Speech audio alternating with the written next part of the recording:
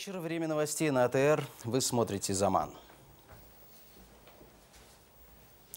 Во время обстрела Авдеевки боевиками был ранен пожилой мужчина. На востоке неделя началась с массивных обстрелов жилых районов и позиций вооруженных сил Украины. Об этом сообщает пресс-служба АТО. По данным штаба, под обстрелы из тяжелого вооружения попали Светлодарск, Счастье, станица Луганская, Пески и другие населенные пункты. Обстановка на сході України загострилася. Протягом минулої доби, 26 липня, російсько-терористичні війська здійснили 86 обстрілів позицій сил АТО та мирних населених пунктів. Понад 50 з них відбулося з 18 по 24 години. З 20:20 протягом півгодини російські терористи вели обстріл зі 152-мм артилерії по жилим кварталам міста Авдіївка з боку Спартака. Зазначимо, що в Авдіївці мешкають мирні громадяни. Турция срочно созывает заседание Совета НАТО из-за угрозы нападения. Запрос Турции поступил в воскресенье. Он связан с терактами и атаками представителей исламского государства на турецкую границу в течение последней недели. Встреча на уровне послов всех государств-членов состоится 28 июля. Вчера Турция нанесла новые авиаудары по позициям подразделений Рабочей партии Курдистана на севере Ирака. Атаку по тыловым базам вели истребители F-16 из города Диарбакыр. Кроме того, турецкая авиация нанесла воздушные удары по позициям боевиков так называемого исламского государства в Сирии. Об этом сообщает Евроньюз. Турция прибегла к силовым действиям в ответ на теракт в городе Суруч, который на прошлой неделе унес жизни 32 человек. Ответственность за нападение возлагают на группировку ИГИЛ. Подготовка ко Всемирному конгрессу крымских татар успешно завершена. Во втором Всемирном конгрессе примут участие полномочные делегации порядка 200 крымско-татарских общественных организаций. К участию в работе съезда приглашены все крымско-татарские общественные, политические организации и движения, творческие союзы и коллективы, национальные СМИ, признающие Курултай и Меджлис крымско-татарского народа в статусе единых представительных органов крымских татар. Конгресс состоится 1-2 августа в Анкаре. А тех, кто не поддерживает аннексию Крыма России, на Конгресс не приглашали. Значительная часть этих делегатов будет представлена Украиной. Украиной, включая оккупированный Крым. Видно, что количество делегатов будет более чем 600. Все вопросы, которые будут рассматриваться на Конгрессе, они все будут связаны с сегодняшним положением крымско-татарского народа и его будущим. Это обусловлено. А в Симферополе прошла конференция межрегионального общественного движения крымско-татарского народа «Крым». Организаторы сообщают о 200 делегатах. Среди приглашенных гости из Турции, Украины и Узбекистана. Правда, какая организация представляла большинство участников, так и осталась тайной. У Сімферополі на минулих вихідних пройшла конференція міжрегіонального громадського руху кримсько-татарського народу «Крим». В ній взяли участь, за даними організаторів, понад 200 делегатів. Серед запрошених – гості з Туреччини, України та Узбекистану. Своєю метою організатори та учасники конференції поставили об'єднання кримських татар, що проживають не тільки в Криму, але й за межами півострова. Принаймні, таку мету поставив віце-прем'єр російської адміністрації в Криму Руслан Бальбек. Задача самих крымских татар – это найти реперные точки, которые бы выступили бы объединительным фактором, обозначить точки роста и возрождения в рамках российского правового поля и, естественно, объединиться вне зависимости от политических взглядов. На конференції порушили питання освіти кримсько-татарською мовою. Як відомо, поправки віце-спікера російської адміністрації в Криму Ремзі Ільясова до закону про освіту про обов'язкове вивчання кримсько-татарської мови у всіх кримських школах не були прийняті. Значение для нас этих законов велико, как и для Крыма. А учитывая, что этот закон все-таки субъектовый его называют, он мониторится у нас сейчас. И мы, естественно, будем к нему возвращаться постоянно. Ну, в частности, я озвучил 2 законопроекта, где еще раз мы попытаемся поставить эти вопросы вот так кардинально. Крім того, на конференції ухвалили рішення клопотати перед органами російської влади розробити спрощену схему оформлення російського громадянства для кримських татар і представників інших народів, депортованих з Криму. Але головна мета конференції – продемонструвати негативне ставлення до другого Всесвітнього конгресу кримських татар, який розпочався в Анкарі на початку серпня. Його назвали не тільки антиросійським, а й антитатарським. І навіть спрогнозували, що Конгрес спровокує міжетнічне протистояння на півострові. У цьому зв'язку делегати конференції звернулися до президента Турецької республіки Реджепу Єрдогану з проханням не брати в ньому участь.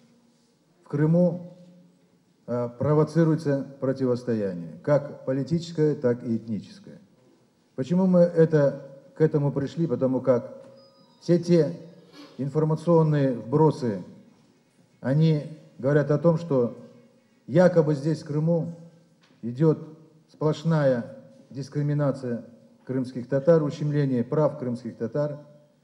И в этой связи необходимо, конечно, проводить различные форумы, мероприятия за пределами Крыма для того, чтобы обсудить ситуацию, реальную ситуацию в Крыму и принять какие-то рекомендации. Всемирный конгресс крымских татар, так называемый, не отвечает всем требованиям, чтобы называться народным. На самом деле это формат чисто антироссийского собрания, где будут приняты решения, которые идут в противовес как с интересами крымских татар, так и с интересами крымчан.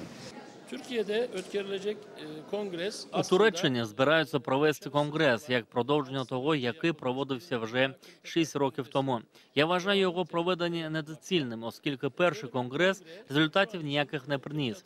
Я критично ставлюся до запланованого в Туреччині чергового конгресу, так як вважаю, що він також не принесе ніякої користі для кримських татар. Щоправда, невідомо, кого представляв сам Унверсель. Його організацію з гучною назвою «Федерація кримських татар Туреччини» тамтешня прокуратура закрила. Причина – в ній немає навіть 5 членів, що є мінімумом, аби називатися організацією. Нияра Сулейманова, Наріман Еміров, Заман, АТР.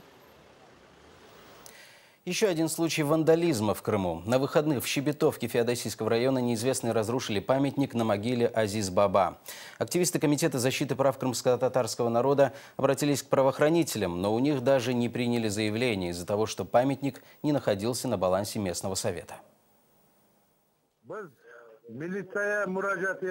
Мы обратились в милицию. Глава местной администрации, выехав на место факта вандализма, не обнаружил. Никаких обломков не обнаружено. Со стороны милиции ведется расследование. Я могу сказать одно, что это не вандализм, это, скорее всего, дети, потому что если бы хотели бы кто-то реально испортить, то, скорее всего, его бы разбили. А оно не разбито, просто он как бы так вот сваленный, да, и то даже не сваленный, как бы так там арматуринка стоит, он согнулся. То есть так-то памятник целый, все нормально, мы вот здесь со старейшиной вышли тоже, посмотрели там, как восстановить его, ну, восстановим. Арсен Жумадилов, бывший глава отдела обеспечения деятельности уполномоченного президента Украины по делам крымско-татарского народа, возглавит Беляевский район Одесской области. Новых руководителей 4 районов представил председатель областной администрации Михаил Саакашвили. Арсен Жумадилов имеет диплом Лондонской школы экономики. Все будем перестраивать для того, чтобы этот район стал среди всей Одесской области, которая сама по себе такая будет яркая и интересная, чтобы этот район стал лучшим из всех районов Одесской области. Потом этот опыт, чтобы уже шел дальше на всю Украину. Моя цель – это по возвращении Крыма обратно в состав Украины применять те опыты, те новейшие практики в управлении, которые были наработаны в Одесской области, на месте в Крыму. В Центральном районном суде Симферополя началось слушание дела об административном правонарушении, в совершении которого обвиняется первый и последний президент Крыма Юрий Мешков. Суть начатого разбирательства в том, что 19 июня Мешков попытался принять участие в судебном заседании в Центральном районном суде Симферополя, на котором рассматривался иск против судьи Верховного суда Крыма Сергея Яковлева, который в июле 2011 года депортировал Мешкова с территории полуострова. Так как самого Мешкова в зал не пускали, его группа поддержки попыталась проникнуть на заседание суда. В ответ их выставили на улицу и составили протокол об административном нарушении. Сегодняшний суд – только начало процесса. Теперь первый и последний президент Крыма, в начале 90-х годов возглавлявший в Крыму блок «Россия», жалуется на местную власть, которая, по его мнению, начала преследование старых пророссийских активистов. Незаконность факта передачи Крыма Украине. Прежнюю проукраинскую линию вести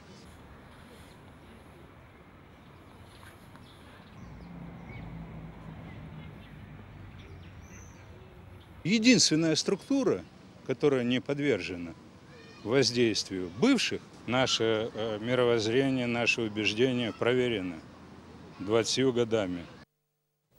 Пассажирский самолет авиакомпании Red Wings загорелся в аэропорту Симферополя. 30 пассажиров отказались лететь на нем после того, как заметили пламя и дым. В авиакомпании ситуацию назвали штатной и отказались возвращать деньги за билеты.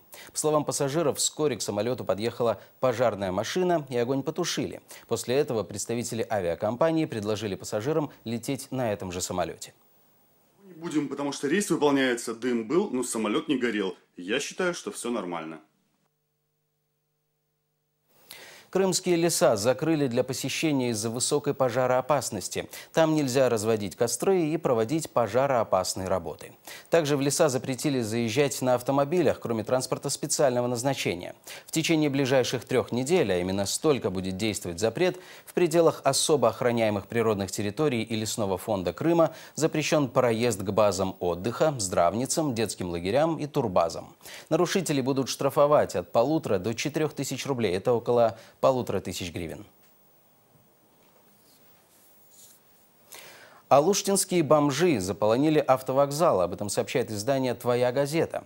Эта женщина – постоянная жительница Привокзальной площади. Она не только сама разместилась в сквере, разложив вокруг себя свои пожитки, но и принимает гостей. Предприниматели, которые арендуют помещения напротив автовокзала, бьют тревогу. Ну что это такое? Ну мусор здесь, антисанитария. Какой мусор? Это белье последнее, чистое, понюхайте. Каждое утро мы приходим на работу, наши клиенты приходят и видят вот этот вот вид. Вот бомжиха живет, здесь по утру вообще алкашня вся собирается. Здесь у них место встречи. Вот очередные. Если бы можно было передать на камеру запахи, то тут и запахи такие соответствующие. Мы звонили в милицию, полицию. Вот. Обещали принять меры, обещали прислать участкового. Вот мы 3 раза звонили. И никто, ничего. И мы не... В Керчи прошел первый этап чемпионата Крыма по дрэг-рейсингу. В нем приняли участие 100 гонщиков из разных городов полуострова, Украины и России. Организатором выступил евпаторийский клуб «Экстрим Арт Клуб». Гонки проходили на взлетной полосе в районе вокзального шоссе. На дистанции в 402 метра некоторые спорткары разгонялись до 250 км в час.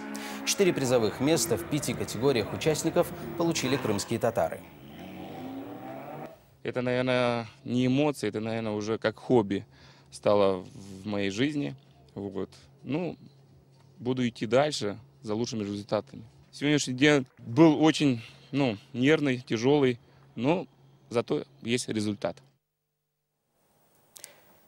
В селе Богатое ущелье Бахчисарайского района почтили память ветерана национального движения крымских татар Айдера Бариева. Он присоединился к движению в 60-е годы и до самой смерти был активным его участником. Друзья и соратники по борьбе собрались в родном селе ветерана национального движения Айдера Бариева. На его могиле присутствующие прочитали молитву. Сестра Айдерага Сафина Арханом старается каждый год проводить мероприятия в память о брате. Не могу забыть ни маму, ни брата. Айдер был не просто братом, он был мне за отца. Я не могу его забыть. Каждый раз плачу, когда хожу к нему на могилу. Айдер Бариев родился 24 июня 1938 года в селе Коклуз, ныне Богатое ущелье. В 60-е годы включился в национальное движение, был участником черчикских событий. В 1969-м был осужден вместе с другими участниками движения по так называемому Ташкентскому делу. Тогда 10 крымских татар обвинялись в том, что распространяли документы, порочащие советский государственный и общественный строй, собирали подписи, проводили собрания. Изет Хаиров был среди осужденных вместе с Айдером Бариевым. Качественно этот процесс ташкентский отличался тем, что на скамье подсудимых не нашлось ни одного человека, кто бы сказал, что он случайно попал на скамью подсудимых. По ошибке кто-то его завлек, еще что-то, еще что-то. Все говорили, да, мы боролись и боремся, и сейчас боремся за Крым, за возвращение на нашу национальную родину. Это наша родина. Друзья Айдера Бариева вспоминают, национальное движение было смыслом его жизни. Даже будучи тяжело больным, он не оставлял борьбу за восстановлением прав крымских татар. Как-то я зашел проведать Айдарага в больнице, спросил о здоровье. А он вытащил свою тетрадь и начал перечислять, что нужно еще сделать. Днем и ночью, даже в больницу, он думал о своем народе.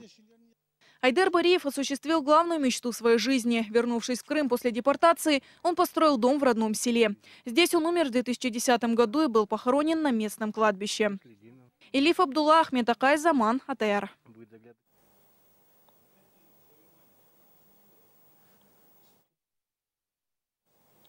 Гопак и Хайтарма, вышиванки и фески. В Киеве отпраздновали свадьбу бойца батальона «Айдар». Ее провели по крымско-татарским традициям. Гостей развлекал фольклорный ансамбль. Все это видел наш журналист Алим Абдулхаиров. Жених Сулейман, боец батальона «Айдар». Невеста Тамила, будущий дипломат. Она уже 13 лет в столице. Он приехал в Киев сразу после аннексии Крыма. Крымско-татарскую свадьбу молодожены решили сыграть в Киеве. Частичка нашей культуры будет находиться сегодня на большом материке, если так можно сказать, большой Украине. Где бы мы ни находились, мы являемся неотъемлемой частью нашего народа, поэтому сохранить это мы обязаны и передать это нашим детям. На невесте национальное платье украшает крымско-татарский пояс кушак. На феске – марама. Невеста говорит, это ей досталось от бабушки. По семейной традиции ее передают из поколения в поколение. Те достояния, которые им давали в приданное, вот, допустим, женщины, вот эти все пояса, они давались в приданное, как свадебный подарок. Поздравить молодоженов пришли друзья из батальона «Айдар». Я хочу поклониться родителям вот этих детей. Это мои дети. Низкий вам поклон. Вы вырастили очень честных, справедливых, бескомпромиссных, любящих свою родину детей. На свадьбу пришли Мустафа Джемилев и Рифат Чубаров. Я бажаю, щоб наступні свята саме цієї родини, народження дітей, їхні перші роки ми святкували саме там, в Криму. Хайырлы olsun, kıymetli Tamilov Süleyman Bey. От руководства «Айдар» пришел поздравить замкомбата. Мы уважаем вас, кримських татар, дійсно за наших братів, за наших побратимів. От Сулейман Ага, він ближче мені за моїх рідних братів і сестер, бо він є мій побратим. Весь вечер гостей развлекали крымско-татарский народный ансамбль. Артисты специально приехали из Крыма. Молодожены говорят, хоть сейчас далеко от родного дома, но вернуться в Крым и отпраздновать свадьбу надежды не теряют. Алим Абдулхаиров, Айдер Умеров, Заман, АТР.